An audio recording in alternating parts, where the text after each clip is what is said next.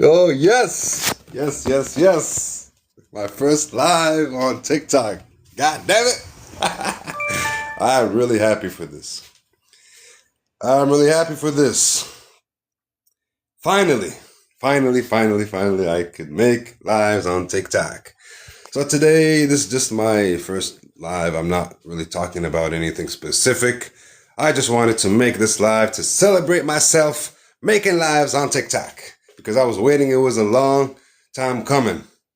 I was trying to post a lot of videos thinking that that's going to make me have enough followers in order to have, you know, make make lives, but no, that was actually not what was helping. So then I started joining other lives, talking about, topics and stuff. And then people were liking what I was saying and they started following me more and more. And then one content creator who I befriended, she told me, no worries, I'm going to share your profile with all my fans and they're going to all follow you.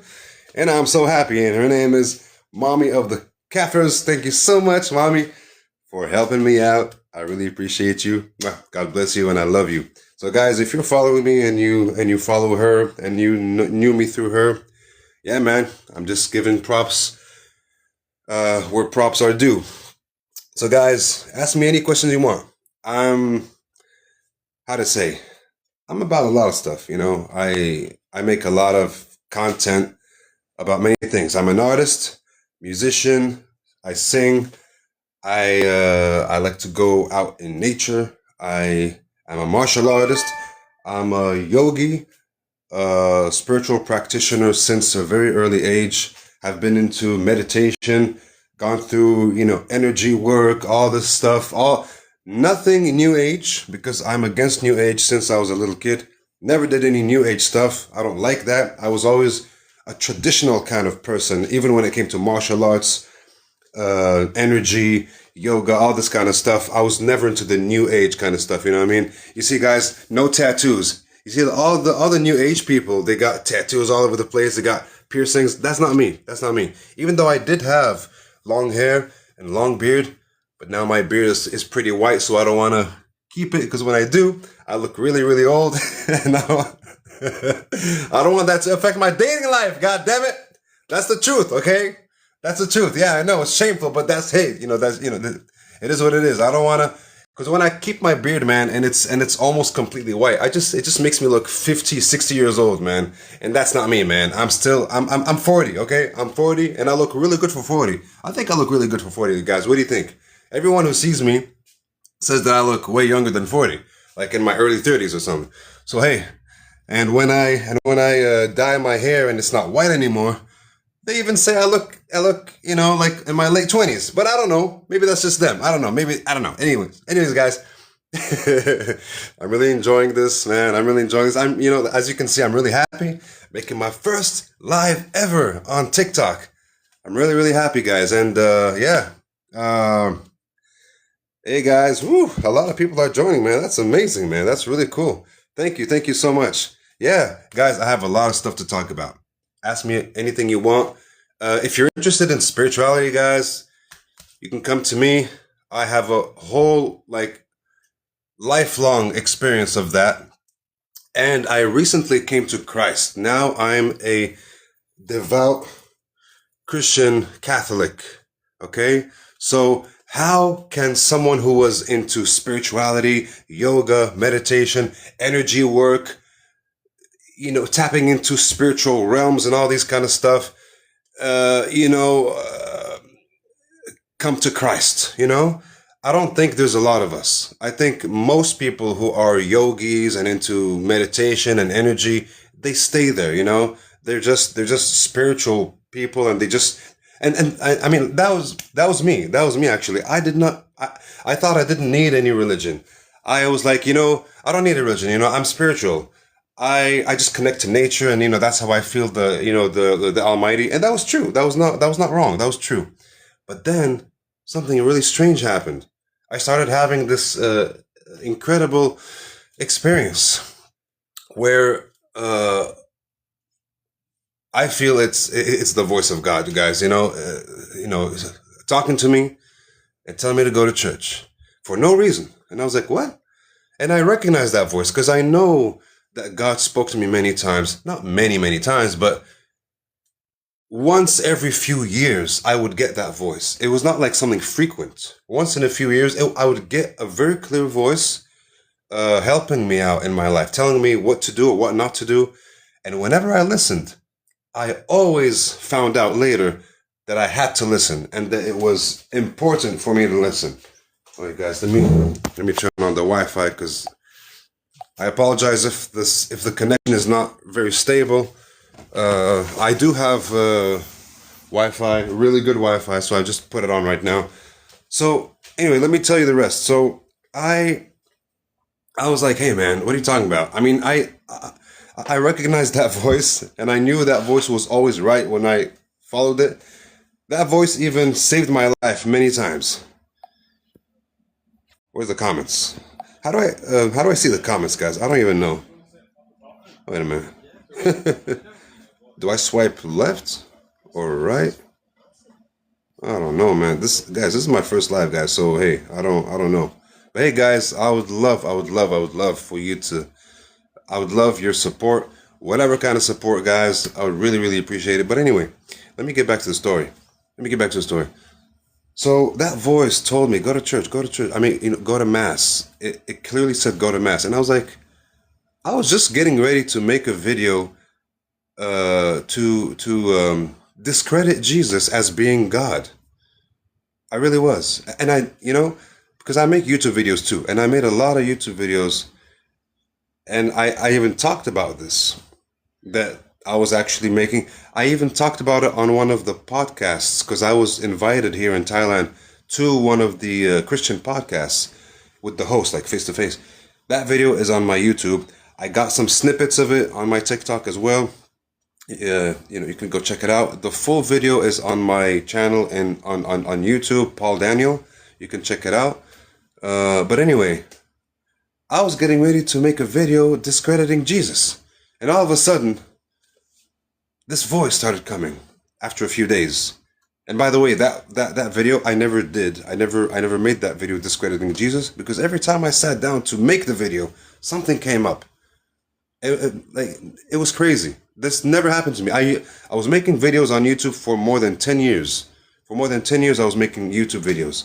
And then just out of nowhere, when I tried to make that video to discredit Jesus Christ as being God, and I thought I had really, really good arguments and everything, every time I sat down to make that video, the phone would ring, someone I didn't talk to in a long time, or the door would someone would knock at the door, ring the bell, and I find that it's a longtime friend who I didn't see in a long time, or my mom would come and be like, hey, come downstairs, I really need to talk to you about something important.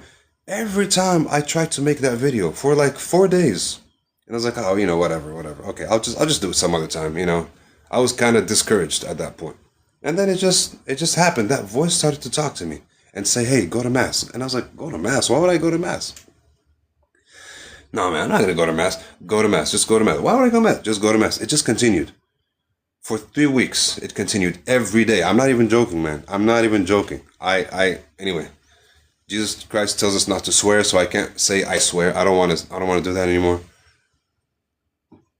And at the end of those 3 weeks, I was like, okay, you know what? I'm gonna go to church this Sunday. And I went to church, and I didn't tell anybody about it. I went to the Catholic, cathedral that we have there in Morocco. I was in Morocco. All I can say, guys, when I went in, I did not come out the same person. So anyway, that's me. I'm just trying to tell you guys a little bit of my background. That's me. So, from a spiritual seeker, went to India a couple of times, did very profound, intensive meditation and yoga. I was into martial arts, Shaolin martial arts, since my early teens, since I was 12, 13 years old. I have pictures of that. I can post them. You can check them out even on my Instagram, Warrior Lineage. Warrior.lineage. Check me out on Instagram. You can see my stuff there as well. And I've been practicing Kung Fu every day for many years. Mastered, the nunchucks, mastered the Shaolin staff, the long stick. I was breaking bricks on my head. I was doing all this stuff, man. And yeah, I just wanted to be strong, not only physically, but even mentally and spiritually. And God somehow heard, felt my passion to know the truth. And little by little, He started showing me the truth about life, truth about afterlife. I even made a video. It's on my TikTok. You can check it out. Speaking about my experience with the afterlife, with those who are departed, souls and spirits and all these things.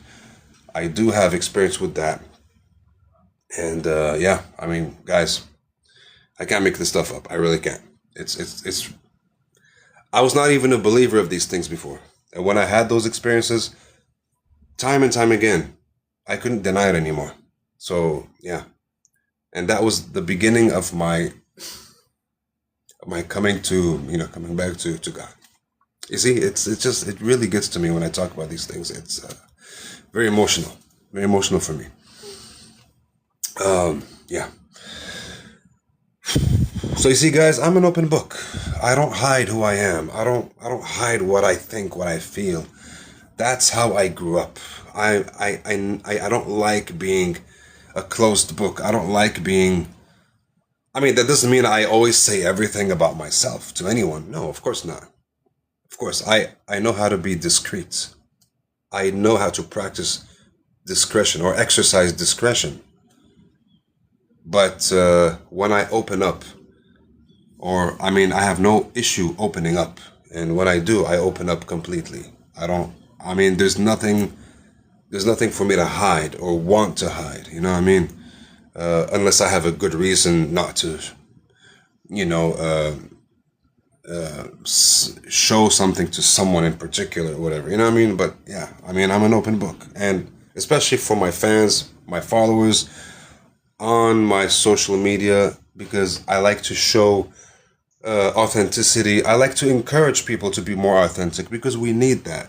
We need that in today's world where everything is crazy, but at the same time, people are thirsting for authenticity. People are thirsting for realness. I don't think it's ever something that's going to be out of date. I think authenticity is always sought in whatever era we live in. And that's what actually keeps us grounded as human beings. When you can't go wrong with authenticity. You can't go wrong with that. Whether you're being authentic or meeting someone who's authentic, seeing someone being authentic, expressing themselves authentically, it does something to you. It opens up something within you. It even starts to heal. If you've noticed, it starts to heal something that was broken or that was that was misplaced within you. It starts to put things back into order, and it's not for no reason that we say that God is truth. One of God's titles is truth. Truth is, when you're authentic, you're being truthful. You're being truthful. You're showing what is true about you, and that is one of the aspects of even the divine. Whoever you believe God is, that doesn't matter. The divine is truth. And the more we live according to truth, whatever that truth may be, what I mean? Like, I mean, we all have different approaches to what it is, but at least when we come to, when our desire is to come closer to truth, just living that way makes us more. It just puts things in order. It doesn't always make life easier, that's for sure. A lot of people will hate you whenever you start talking about, hey, you know what, this is true or this is not true. Of course, it's complicated, and you may lose a lot of friends, and because it's not convenient all the time. People don't like to. A lot of people don't even want to go there. They just want to be like, hey, man, I just want to be happy. I just want something that feels good, and the truth doesn't always feel good. But you know what? The truth always sets you free. Being set free does not always feel good, especially at first. But it is very rewarding. it brings a lot of reward to you when you when you I mean when you live truthfully. It may make life challenging. It does, especially in a world where people avoid speaking about these things, noticing these things, recognizing these things, and they just want to live in their kind of little bubble. Because to come to terms with what's true, you need you need some guts. Actually, you need some guts. You need guts because first of all, no, most of the people are not willing to say what is true or show what is true or just be truthful. It's not always about what you say. It's also about how you are. Just being authentic. People usually don't want to be authentic because like, well, no one is being authentic, so why would I be authentic? You know what I mean? Or they would say like, yeah, I mean, I don't want any attention drawn my way. I mean, especially the bad kind of attention. Let me just live, the way people are living. I don't want to. And most of the time, these kind of people don't even know themselves. Because to be authentic, to be truthful, I feel like you need to know yourself first. You need to know yourself. If you don't know yourself, and Jesus said this, know thyself, right? Know thyself. You shall know the truth, and the truth shall set you free. And when someone is so used to being imprisoned, whether it is with oneself or even in a physical prison. And this happens even to prisoners who have been in prison all their life. This happens. I've been an adamant advocate and um, defender of I was following like certain political prisoners, and we were like always making efforts to free them. They were called the Move Nine. They're from the Move organization from Philadelphia. If you guys don't know them, check them out. Amazing people. Crazy story. That happened to them. But anyways, for many years, I was one of those. I was one of their supporters, and me, just like other supporters around the world, we would even call the prison. The prison and the police department and tell them, hey guys, we know, for example, that you guys are not allowing these prisoners who are actually innocent to receive any visits, for example, or any medical care, because a lot of the time they would try to get them unalived, just because those people were such powerful voices of truth. They're not violent people, but anyway. What I'm saying is, a lot of the people who stay in prison for like 40, 50 years, or, like for very long, they get accustomed to it. Nobody likes going to prison, but when they go there, now some people make it their home. And now when someone tells them, hey man, you're free, he's like, free for what? I got my friends here. I got family here. I mean, my friends in prison are my family. I mean, the prison guards and everybody knows me. I know this place. I grew up here. I have souvenirs, memories of these places, bad and good. That's the place where I first cried when I, was missing my mom. And that's the place where I fought and saved my life. And that's the place where I defended someone who didn't do anything. And that's the place.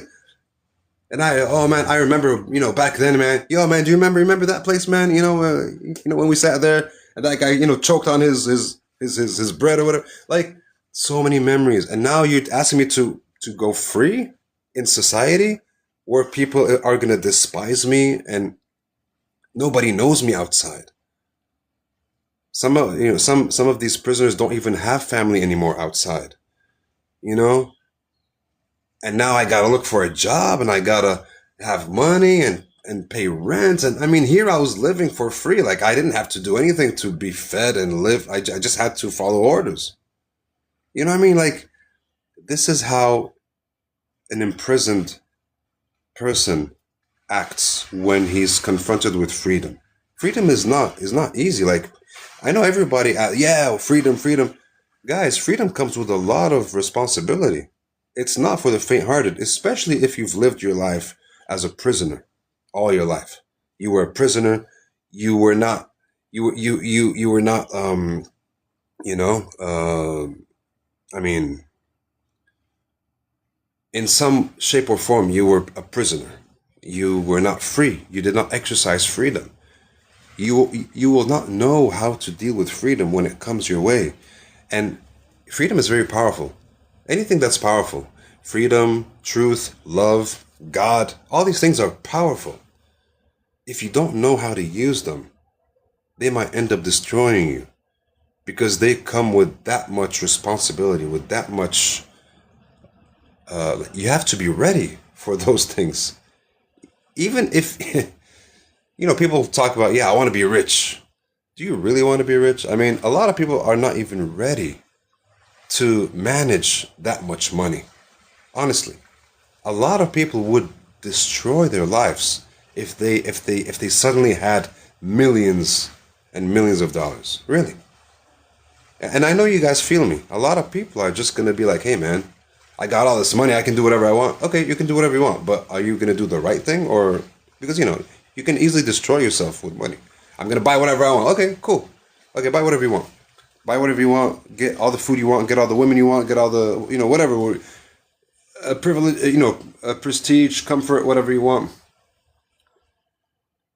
And then what? Is that going to sustain you? Is that going to keep you safe?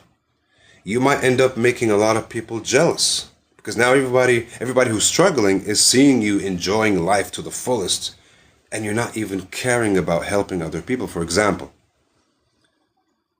they might despise you. They might send you negative energy and that will affect you, believe me.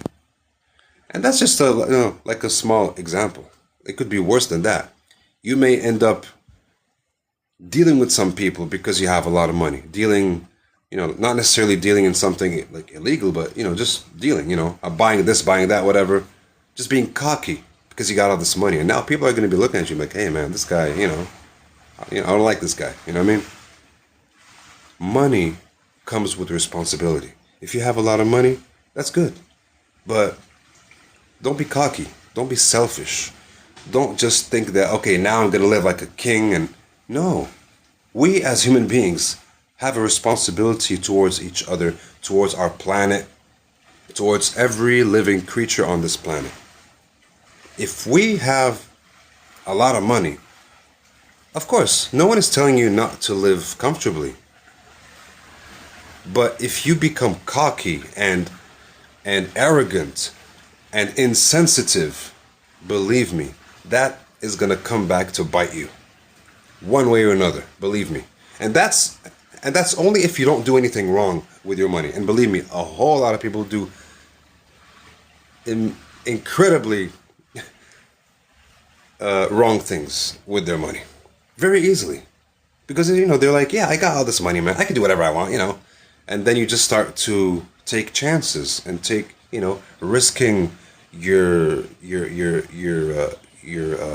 reputation, risking all, because now you think you're all powerful because of all this money, and you don't even realize that this money can one day run out, and when it runs out and you have nothing to stand on, bro, you're gonna come crashing down. That's why I love the Christian way of life so much, because it really teaches us humility. In our faith, God Himself, the Almighty, the Creator of the universe Himself, came down to earth as a poor man by the name of Jesus of Nazareth. And who we believe to be God in the flesh. He allowed Himself to be humiliated. He Himself was humble enough. The King of the universe was humble enough to come to live amongst us as one of us. I mean, just that thought itself, like, how can it not hit you, And then He allowed Himself to be humiliated, tortured, and murdered. I don't know if I'm allowed to say that word, man, but anyway, I said it. Unalive. I don't like to talk this way, man. I just like to be real, but this stuff, man. Anyway, Anyways, guys, sometimes you gotta make compromises, right? But anyways, and I mean, and that person never even cursed those who tortured him, who unalived him. But he said, Father, forgive them, for they don't know what they do. How beautiful is that? And you might say that's stupid. Yeah, of course. But not for God. Nothing is stupid for God. Nothing is too much for God. Nothing is impossible with God. That's why we believe he is God, because he eyewitnesses, historical accounts, like so many things. This is not a blind faith. And I'm talking about, because I know there's a lot of forms of Christianity, but I'm talking about the early church fathers, the church tradition, the church history. I'm talking about Catholicism, Orthodoxy, the first church before the schism and everything, before the split of the church. I'm talking about those who have survived till this day. They survived storms and wars and attempts to be destroyed again and again, and they're still here today. And they're so consistent, Even after the split, there was Catholic and Orthodox, just two. And they existed for over 1,500 years. And then after that, came the Reform, the Protestant movement and all this stuff. And since then, man, now there's hundreds, I think even thousands of denominations. The New Age Christians, as I like to call them. I'm not a New Age Christian. I'm not a New Age anything. I'm a traditional man. I like tradition. You know why? Because tradition keeps you grounded. Tradition doesn't allow you to forget what happened. You may forgive, but never forget. Because if you forget, you will commit the same mistakes, the same errors again and again. We cannot afford that as a human race. That's why remembering what happened, being aware of what happened, learning from the past is so important.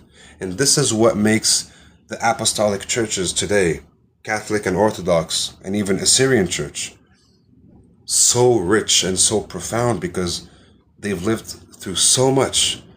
They've evolved without losing the fundamental theology and doctrine. But they became wiser, smarter. The Catholic Church today, the thing I love about it, and by the way, Catholic means universal. Catholic Church today, accepts that anyone can go to heaven. You don't even have to be Christian. Show me one religion around the world that says that. God will love you and will take you to heaven even if you're not one of us. Like, show me one religion that says that. The Catholic, and I think even the Orthodox say this, that God loves everyone. And if you're an honest person and you try your best to be the best person that you can, God will not forget you. You don't have to be saved through Jesus Christ. Because you know what? You know who Jesus Christ is love. Jesus Christ is not just one man somewhere who lived at one time. Jesus is love, and love is eternal. Jesus is the Word of God, and the Word is eternal. Jesus is beyond his physical form. But some people are so limited in their mind. They say, no. You have to follow Jesus, like the man himself, in order to be saved. No. Jesus didn't. That would have been merciless for God to do. God would never do something like that. God would, even if God sent his own son or came down as God in the flesh, it was not to limit people to that person, to that human being. No, that human being is an infinite possibility for all of humanity. That is the true definition of being Christian. It's not about belonging to this and you can only be saved if you believe in this man. No. If you have love in your heart, you already have Jesus, man, because Jesus is love. You know what I mean? Just have love. It's okay. Even if you don't believe in any religion, even if you don't belong to any religion, God knows your heart. God knows the heart. You know, it's not about people, oh, you're going to be saved, not going to be saved. No one can tell. But God knows your heart. And God is love. And you're always loved in God's eyes. Always. That's the greatness of the Creator. If the Creator would say, oh yeah, you can only be saved if you come through me and my son. Okay, but how about those people, who live in the Amazon forest? How about those, indigenous people in Africa, who grew up in the forest and the jungles? How about the, indigenous people in Australia who never knew about Jesus? Did they all just go to hell? Of course not. That would be ridiculous. Anyways, guys, I spoke a lot. I think a lot of you guys are living in the West. I'm living in the East, in Asia. So right now, people are either getting ready to sleep or are already sleeping in the West. So, and now it's lunchtime here, and I gotta get ready to eat and go out. I'm gonna have a quick brunch actually, and then go out to exercise and meet my friends and have a beautiful day. So guys, thank you so much for watching me. Whoever was watching, whoever joined, thank you so much. I really appreciate it. And you can follow me, for more content. We can talk about a whole lot of stuff. It's going to be really good. It's going to be really, really good. I'm so happy to finally come to TikTok. I'm new to TikTok, okay? I'm new to TikTok. I never wanted to have a TikTok account. But when I heard that, more and more people are using it, I was like, okay. I want to reach the maximum of people with what I have to share. So that's why I made the exception to join TikTok. And now finally I can make TikTok lives. So I'm really happy. Really, really happy. So stay tuned, guys. We're going to talk about a whole lot of stuff. Religion, life, health, love, relationships. I know you guys like that topic. Relationships, huh? Man and woman relationships. Come on now. Who doesn't like that? Romance. Let's bring back romance in the world, guys. Everything is being sexualized, overly sexualized. No. Romance. It's about romance, love. There's no need to over glorify sex. Sex is good. Sex is delicious. Just like food is delicious. But does that mean that now you're going to become obsessed with food?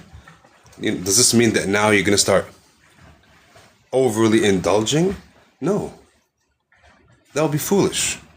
Now you're going to harm yourself. Why would you do that? Food is not there for you to harm yourself with. Food is there to nourish yourself. Just as sex is there to be enjoyed, but the proper way. The proper way. Don't let this society, this system, make you think that, oh, if I'm not being sexual, then I'm old-fashioned and I'm boring and I'm whatever. No, that's stupid, man. Don't give yourself sexually anyhow to anyone. Just like that, just because it's fun or whatever. That will cause a lot of trauma in your life. And you know that. I know you know that. It'll cause a lot of trauma. It's not a little thing to give yourself physically to someone. It's not a little thing. Can you hug someone? Can you hug someone, for example, that you don't love? Can you kiss someone that you don't love? Can you hug someone that you hate? No, you can't. It's painful, right? It's painful.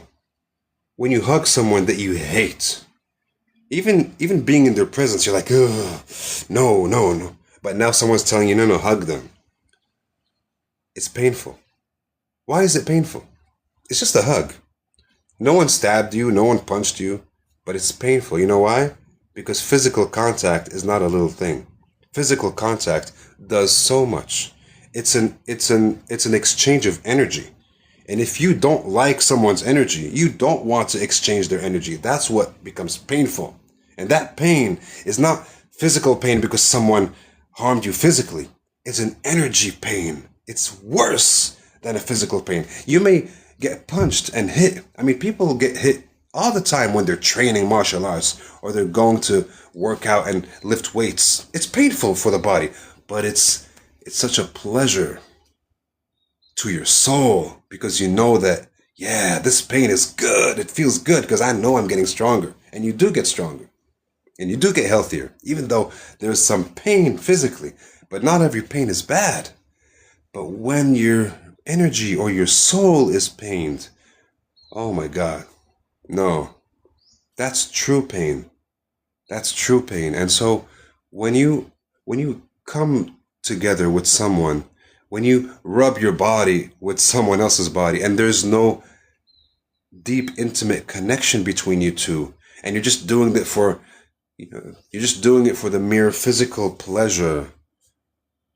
The physical may find some pleasure, but you forgot about the energy. The energy is feeling a whole other stuff, which is the opposite of pleasure. It's very painful. That's why a lot of people get a lot of trauma when they sleep around. It's not easy, man. Don't do that, please. Don't even sleep around when you don't have deep feelings for someone. And guys, you know what? I'm not saying I'm perfect. I did that. Of course I did that. I'm not pretending to be perfect. I did that. And I got that trauma. That's why I'm able to talk about this, because I know what it does to you. I know what it does to you. Actually, the more pleasurable that act was, the more trauma you get later. If there is no deep connection, if there is no true connection, if there is no internal intimacy. Intimacy is not just physical, it's internal. You gotta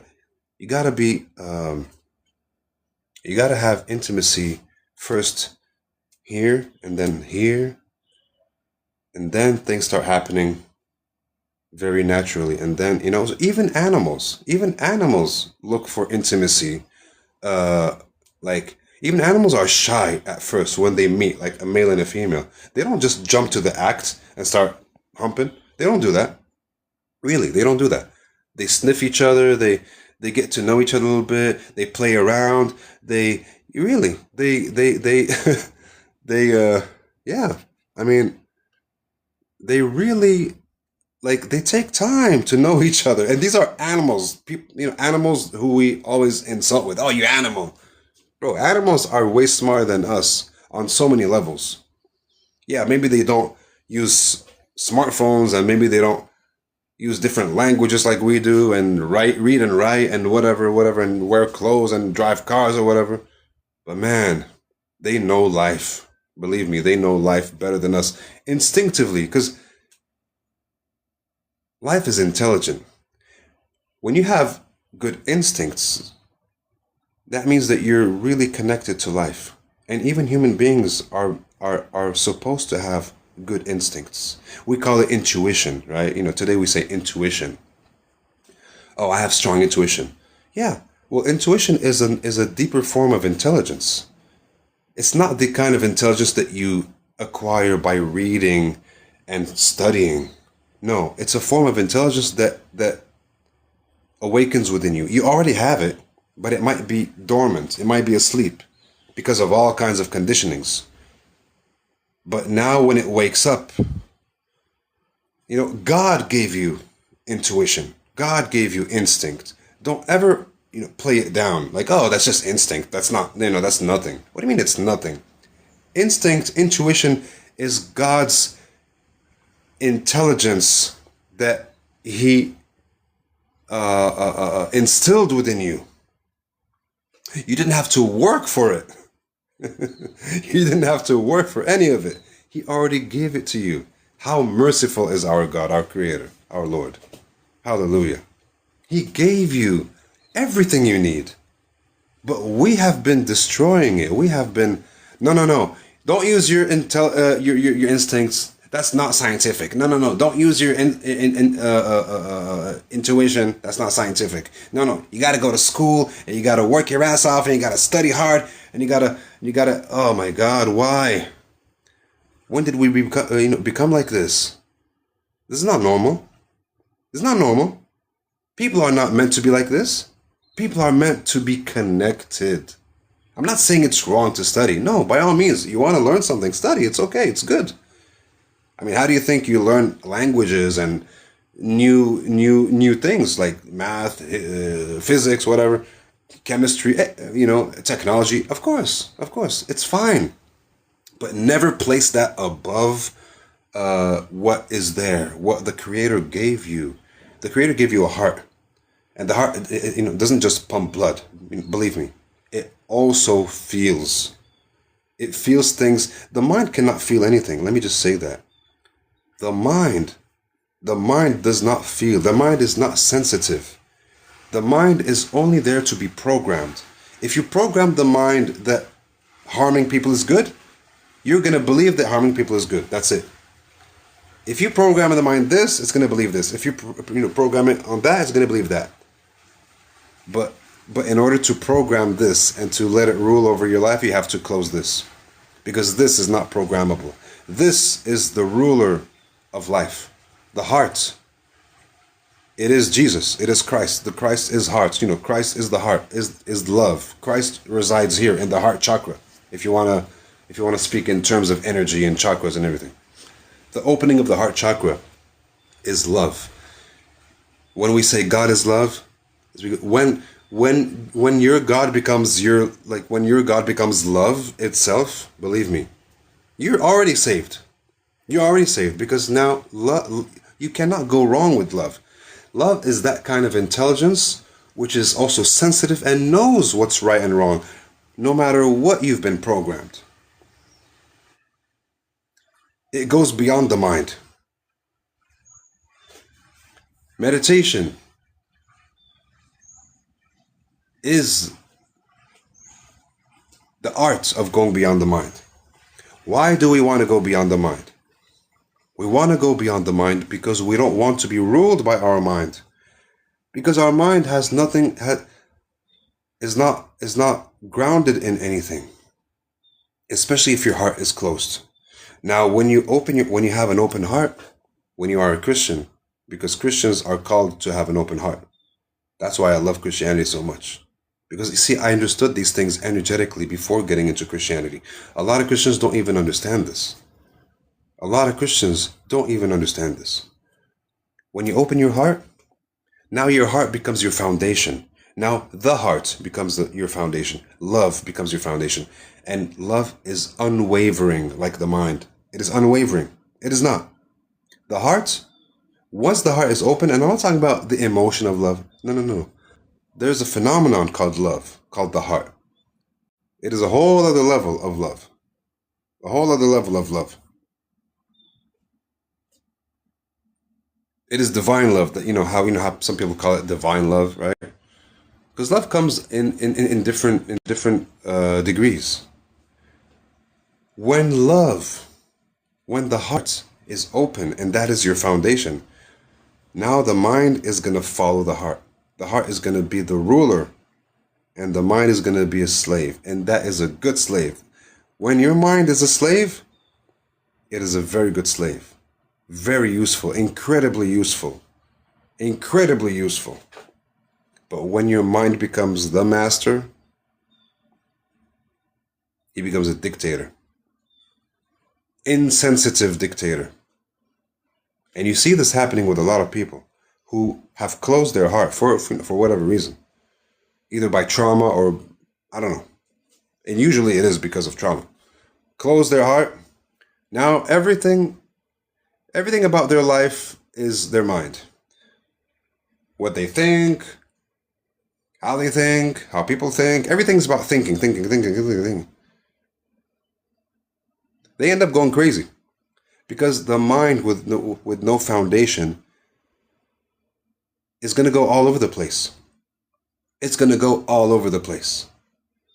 When your heart is open, you have a good foundation for the mind to function properly, as it should. The mind is a tool to help you navigate yourself through life, through the physical world. The mind, what we call the mind, is what you use to calculate. 2 + 2 is 4, etc. It is the tool that allows you to store memory. Like, someone tells you a number and you have to remember it. You get hurt. You touch fire. Oh, it burns. Now it's registered. Okay, if I see fire again, I'm not going to touch it. The mind is very useful. The mind is very useful. But hey, it's not everything. It's sure not everything. And if you live your life according to your mind, you're gonna limit yourself so much. So this is not about shutting down the mind. This is not about saying the mind is bad. Absolutely not. There's a there is a really good hold on. Do this check requirements. Okay, whatever. There's a really good example or saying that I really love that our yoga master says. Every house needs a trash bin, a trash can. A house is not a house without a trash can. You know how quickly a house is going to get dirty without a trash can? Every house needs a trash can, right? You agree?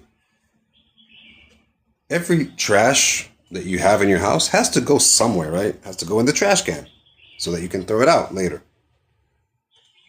The trash can is incredibly useful. But now, because it's so useful, now you've decided to, hey, you know what? Since my trash can is so important to me and you place it like so high up there, now you decided to start spending the night in your trash can. It's logical, right? Trash can is very important. Trash can is very good, very useful. It's a positive thing. Now, because it's a positive thing, a good thing, a useful thing, now you're going to decide to go sleep there. That's what people are doing with their mind. Their mind is the trash can. So useful, incredibly useful. You cannot navigate your life without it. But if you live in it, you're effed. If you live in it, no, sir. You don't live in your trash can, no matter how useful it is. But someone who's using pure logic will say, well, it's useful. Why not? Hey, you forgot that it's dirty. You wanna sleep in filth?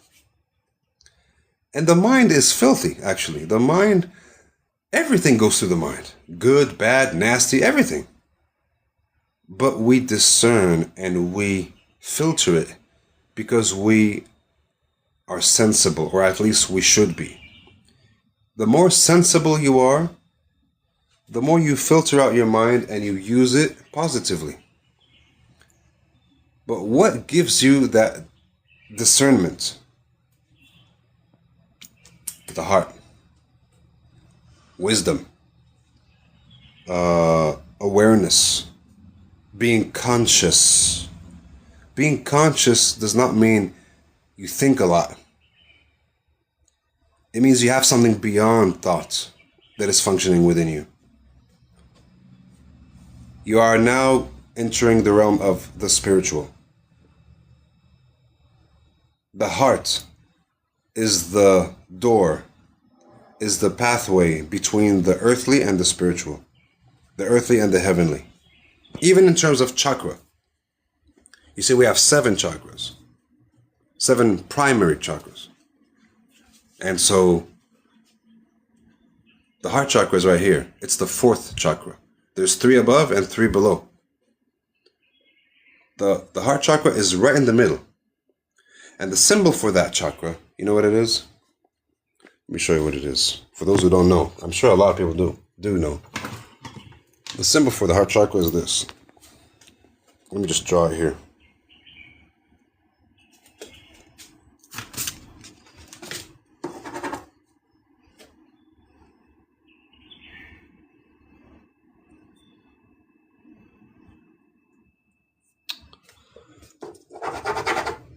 All right, let's try that again.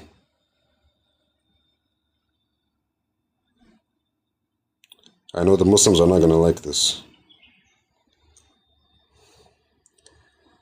That's the symbol of the heart chakra.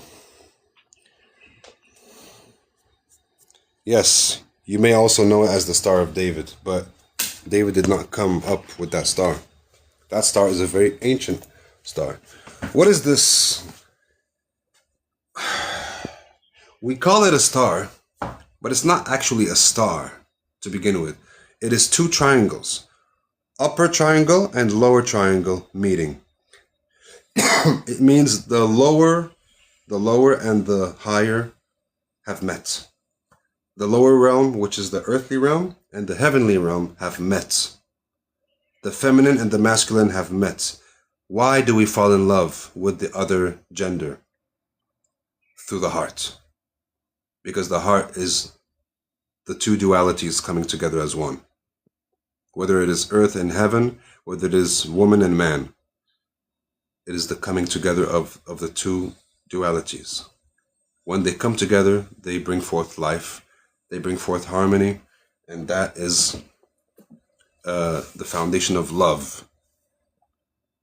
And that is where Jesus also resides, in the heart. That's why when you come to Christ, your heart is healed, your heart is open. And everything in the Bible talks about God being love. And Christianity is a religion of love.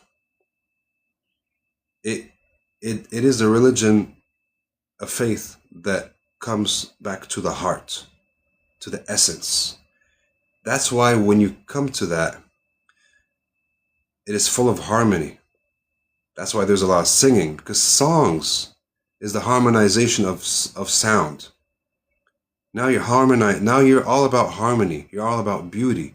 Why is it that in the Christian way of life, beauty is such an important thing? Even in our theology, we say that we worship God through beauty. Anything that's beautiful reflects the glory of God.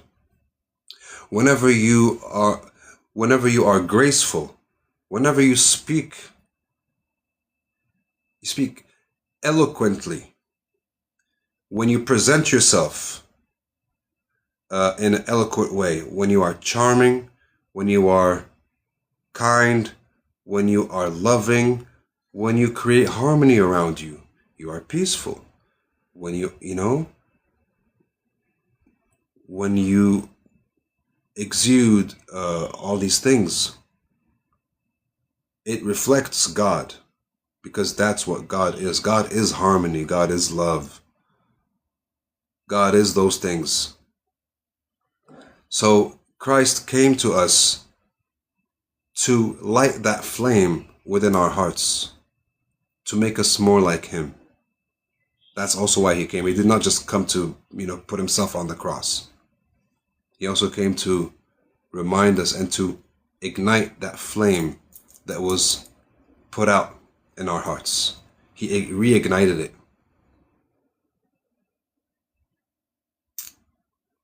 He reignited it. That's why it's so powerful. And he's not just loving, he is love itself. He is love in form, in physical form. And he came to reflect the love that is the love of, the Creator, who is actually love. So that is why I came to Christ, through that. And so I understand these things, and a lot of people don't. So I really enjoy sharing these things with people. It makes it easier to understand too. It makes you understand Christianity from a different perspective, from a deeper perspective, not just because the Bible said so. Because that's what you usually hear. I came to Christ, before even reading the Bible, or finding Him in the Bible, or being convinced because of what it says in the Bible. Hello, guys. Why would a loving God practice human sacrifice? Good question. Well, he didn't sacrifice a human, he sacrificed himself as flesh. But it was his flesh, actually, not a human. He didn't take someone and sacrifice him. It was himself, sacrificing himself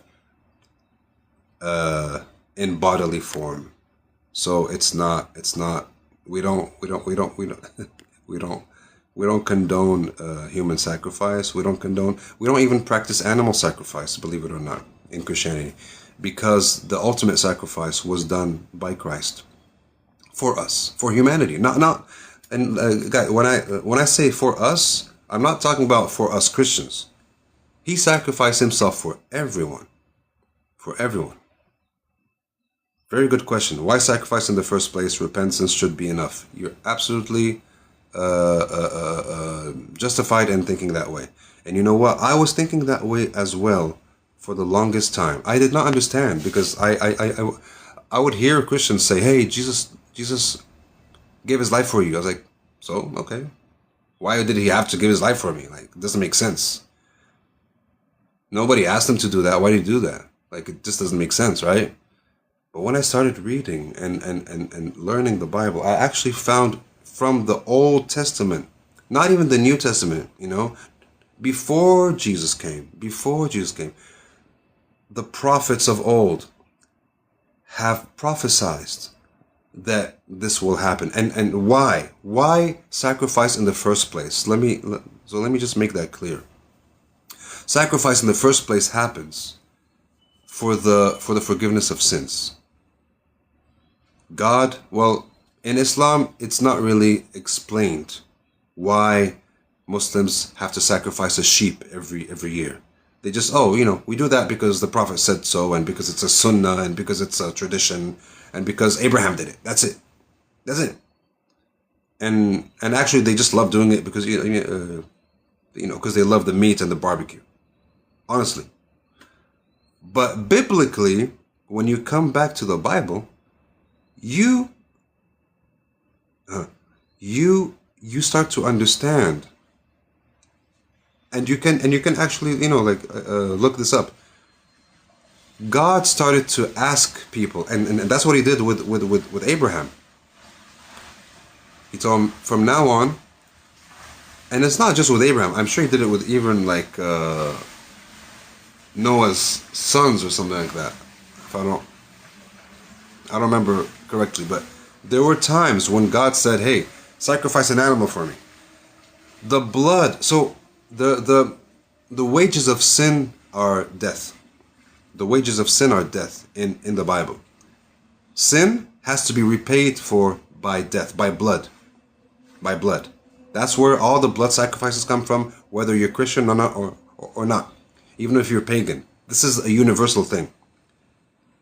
When you allow blood to be spilled, and this goes on even in India, in the Devi temples and everything, they slaughter a black goat every day for Devi. Devi is the divine feminine in Hinduism.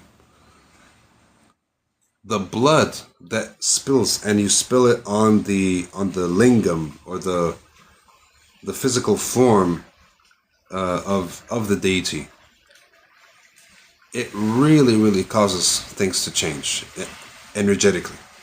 It washes away. It turns like a new page, basically. All the things that you did wrong, it washes it, because now.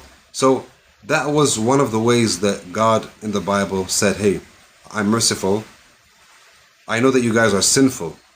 I'm not gonna unalive you guys for doing sin. I'm gonna give you a chance to repent by spilling the blood of an animal." So they did that. But it was also said that one day the Messiah, who is mighty God himself, is going to come and is going to give his life and is going to pour his blood for us.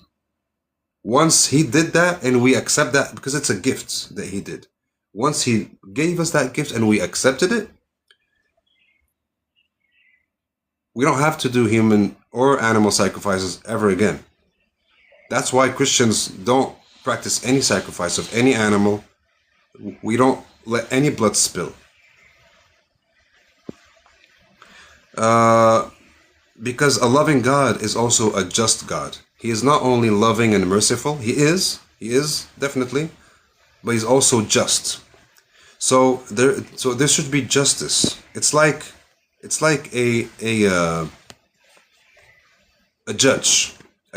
Okay, so a judge, you did a lot of crimes, and you did horrible crimes, and now you were in front of the judge, and the judge was going to sentence you to life or to death, right? Death sentence. And you pleaded and you cried and please forgive me, please, I've changed, I'm not going to do it again. And the judge looked at you and okay, I forgive you. All right, you can go. Now you may like that, You may like that, and you may say, "Oh, that's good," you know. But let me ask you this way: someone, and sorry, I'm not, so I don't want to hurt anyone's feelings. This is just an example, okay? Some criminal harmed you or your family so much. I'm not, I don't want to get into details, but in the worst ways possible, and you cannot forgive that person, and you want justice to be done. And now he's pleading in front of the judge. And now the judge gets a change of heart and says, "You know what? I believe this guy is not going to do it again.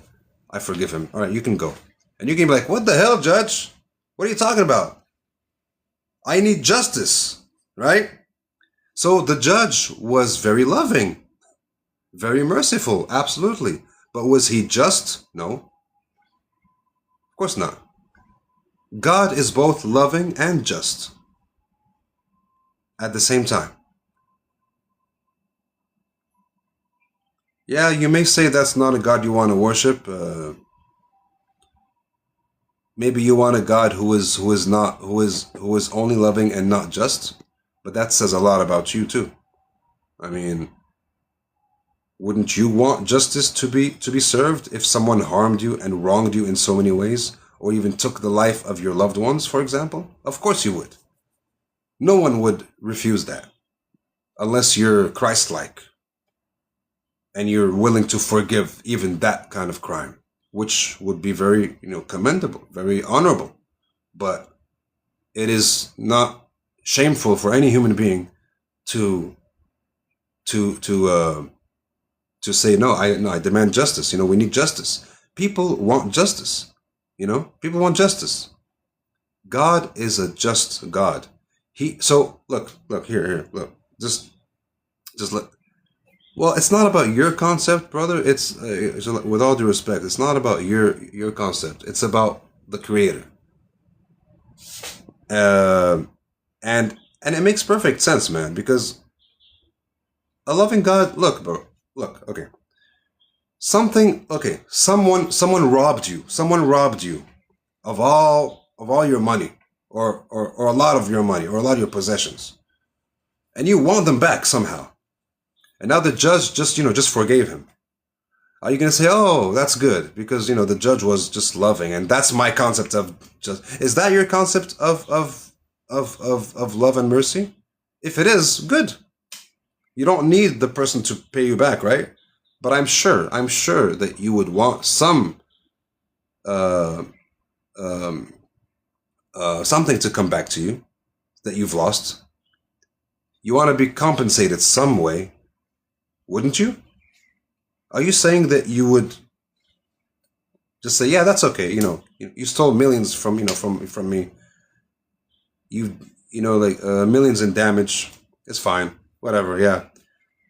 Well, that's what you're saying. You're saying your concept of love and mercy is that. Yeah, like if you want God to be loving and merciful and not just, that means you're willing to be the same, right? Because that's your concept of mercy and love, right? Just to forgive. If it is, okay, fine. But I don't think it is. And I don't think that's fair. And I don't even believe that you believe it's fair. Whether you accept to forgive such a thing or not, it is not fair. It is not justice. That's the point. It's not about what you think, bro. It's about justice. Bro, brother, listen, I'm not talking about being unalived. I'm talking about the idea of justice. Anyone who was wronged one way or another, justice needs to be served, right? Okay. Because we agree on that, now in God's eyes, sin needs to be paid for somehow. He gave us a way out by praying to God, by changing our hearts, by even animal sacrifice. Okay? But even by doing those things, we are still sinners. We're not perfect. We make a lot of mistakes. And we harm people a lot. We harm ourselves, we harm people, we harm the environment. We are not perfect beings. Being a human being means we're not perfect.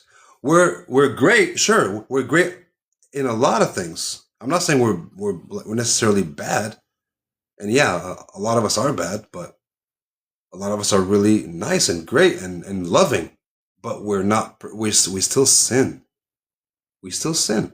That's just the truth, brother. We still sin. So God, in His mercy, said, "Hey, I will come down myself and give my life for you." How can that not move you from the inside? How can that not touch your heart? God did not take someone, one of us, and unalive him for us. No. He came himself in his own flesh and gave up his own flesh and his own blood for us. How can you say that is nothing? That is incredibly profound, incredibly beautiful. He chose, he willingly did this. He did not make someone suffer who did not deserve to suffer. He himself came. That says a lot, man. He didn't have to do it. He didn't have to do it. You're saying, wow, why should God do that? He gave his own life, man. I'm not, you're saying it in a very wrong way. Like, yeah, he committed, he did this to someone. No, that was him. That was him. That's what I'm saying, man. That was the sacrifice. If you were listening to me, man, I was saying from before that there used to be human sacrifice a long time ago. And then that stopped. And then it became, okay, animal sacrifice. Human sacrifice, no, it's too gruesome. Some people still practice it, even in India. They sacrifice themselves. But that's a whole other story. Then animal sacrifice became the thing. Jews still practice it till this day. Muslims still practice it. But when you are, what makes you a Christian is now you've accepted the sacrifice that God himself did with himself for us. He came down in human form, in flesh, in the flesh, himself, and gave up his life for us. Because the spilling of blood is what washes away sins. That's why every year you have Jews and people of the book spilling some kind of blood of some animal for the remission of sins. But as a Christian, God himself did that for us. Once and for all. We don't need to sacrifice more and more and more animals to do that. That's what I'm trying to say. My ancestors never practiced human sacrifice or even animal sacrifice. That's not the point, brother. That's not the point. It's not about you or your ancestors. I'm talking about humanity. Maybe it makes sense for desert dwellers like you. Oh, wow. Are you serious, brother? Come on now. I thought we were having a friendly conversation, but why do you have to go and say something like that, bro? I thought we were cool, man. Come on. I thought we were cool.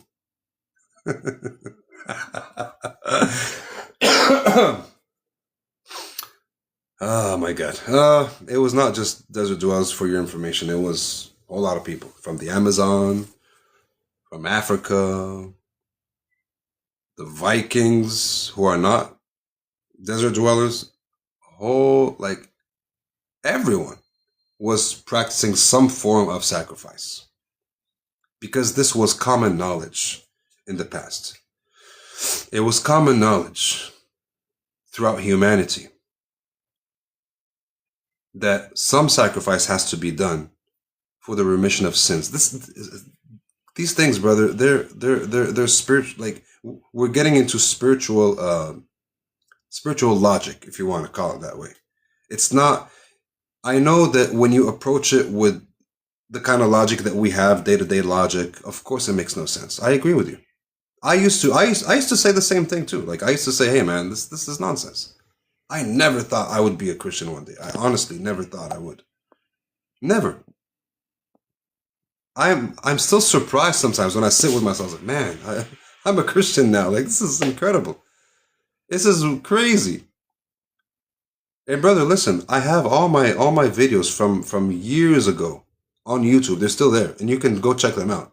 And you can see me very clearly saying the same things you're saying, making really good cases against Christianity, uh, sacrifice, all these things, brother, all these things. But if someone like that could become a Christian, believe me, man. Uh, and I was incredibly like hard headed. Like even when hearing the voice of God Himself telling me to go to church, I was like, come on, man, I'm not gonna go to church. What are you talking about? But He knew me, and He was like, hey, man, just go, just go, just go, just go, just go. And then later, I was like, okay, I'm gonna go. Let's see what it's about. After 3 weeks, and then I went. And here I am today. I was transfigured. And there's a song that we sing that describes this. There's many songs. Transfigure us, O Lord. Transfigure us, O Lord. Break the chains that bind us. Speak your healing word. And where you lead, we'll follow. Transfigure us, O Lord. I once was lost in sin, but Jesus took me in. And then a little light from heaven filled my soul. It bathed my heart in love and wrote my name above. And just a little talk with Jesus made me whole.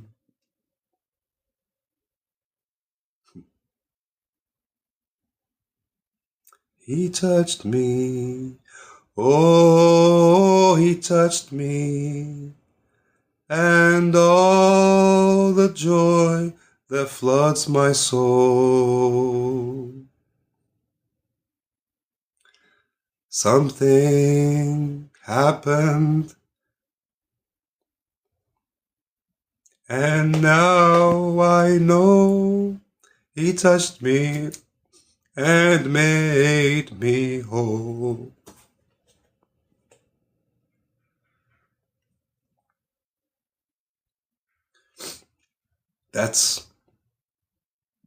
And I didn't know these songs before.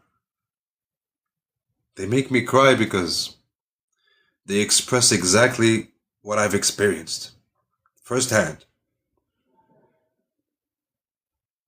That first day that God Himself called me to go to the church to pray.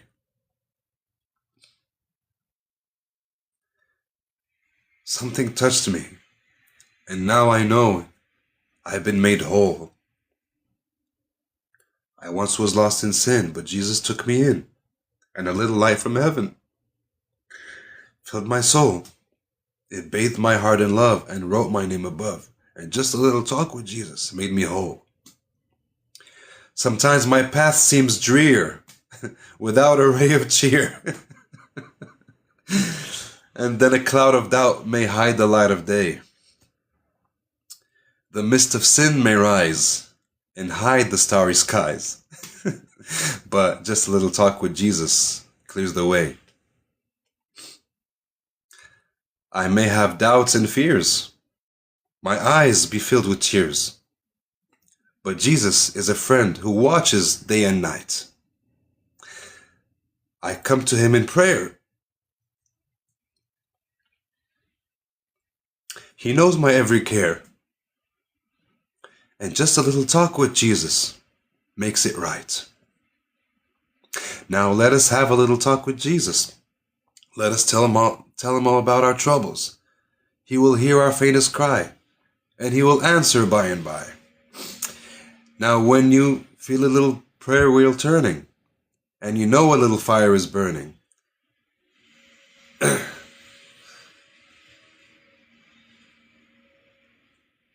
you know that have a little talk with Jesus makes it right.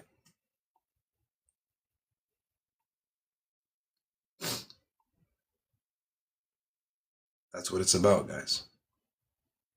What can I say? I mean, all I can do is speak about my experience, share my experience, and what I've discovered after my experience by studying and reading the Bible and going to church and learning about the history and the tradition, and how and show you guys how it transformed me. All my videos from the past are still on the internet. You can go check them out. More than 10 years ago, I started making videos. I have more than 500 videos on the internet. And many of them are 1 hour long, 2 hours long. Just talking and talking about many, many things, especially spiritual matters. And I did not belong to any religion. I was against it. Because for me, religion was all about superstition. For me, religion was all about blind faith. And for me, that was an insult. I don't want to have a religion. I'm a truth seeker, you know? I'm going to seek the truth.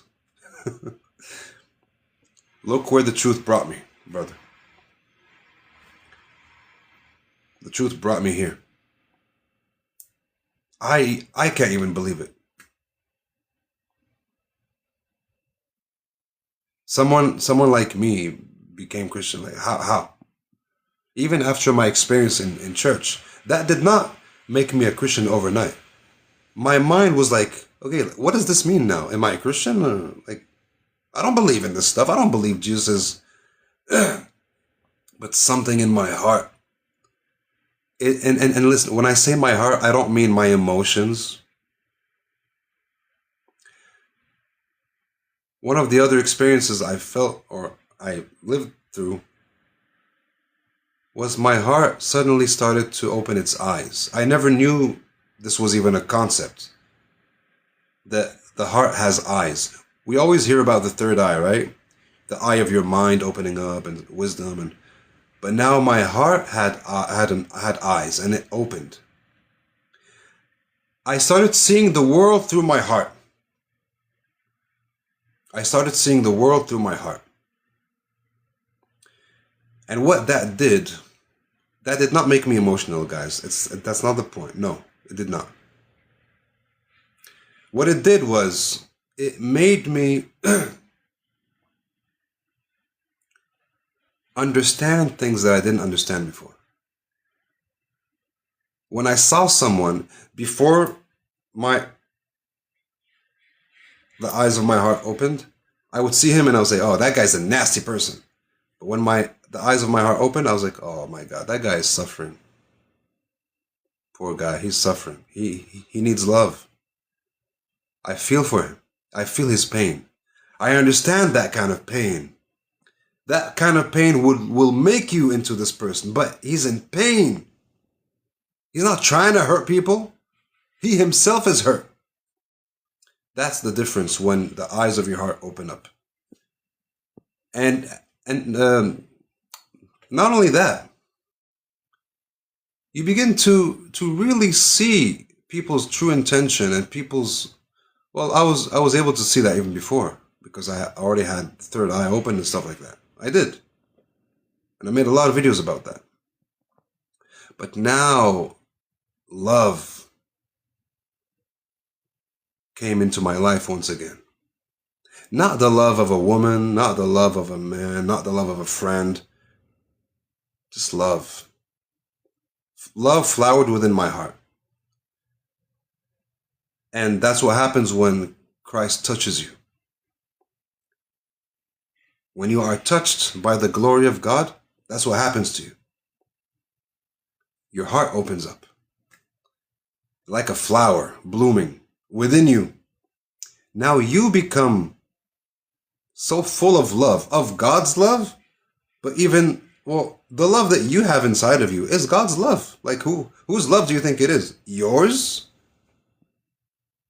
It's the Creator's love, who he instilled it within you. But now you manage to close it somehow, because we live in a system which demands from us to be insensitive to one another and even to ourselves, and only use our mind as if that's a superior form of intelligence. It is not. It has caused incredible amounts of suffering in the world. But now when you open your heart, you can see the futility of all of this. Why so much pain and suffering, like unnecessary? It is so easy to be happy, man. It is so easy to be loving and helpful and make this world a better place and spread more kindness and love and understanding and patience. It is so easy, but we don't do it. Why? Because our heart has been closed. All it takes is an opening of the heart. Now, you can't just go and open it. It's not, it doesn't work like that. But something has to touch you. Something has to touch you from deep within. And Jesus is the perfect one to do that. His story is so moving and touching. What he did, what he said, what he taught us, what he represents, what he promised us, everything about Jesus will move you to tears, my brothers and sisters.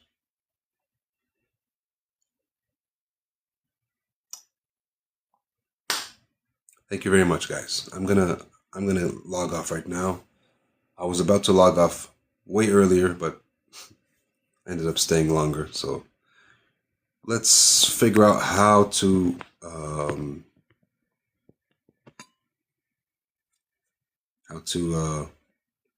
what is it called? Publish this video. So I see that inviting people on the live stream is locked. Let's see.